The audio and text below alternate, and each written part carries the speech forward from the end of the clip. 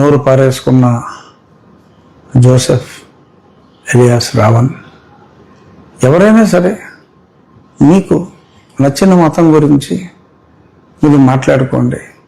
పక్క మతం గురించి దయచేసి కించపరచకండి. మీకు హిందూ మతం ఇష్టం లేదు, ఓకే, ఊరుకోండి. రావణుని ఎందుకండి? పురాణ పురుషుడు రాముడు కొన్ని ఉత్తమ విలువలు కలిగిన పురుషోత్తముడిగా, ప్రజలకు ఒక ఆదర్శ వ్యక్తిగా, ఆదర్శ పరిపాలకుడిగా, ఒక నమ్మకంతో, ఒక విశ్వాసంతో ఎందరో ఉన్నారు. వారి మనోభావాల్ని కించపరచవలసిన అవసరం లేదు. నేను ఏనాడు అనని మాటలు అన్నట్టుగా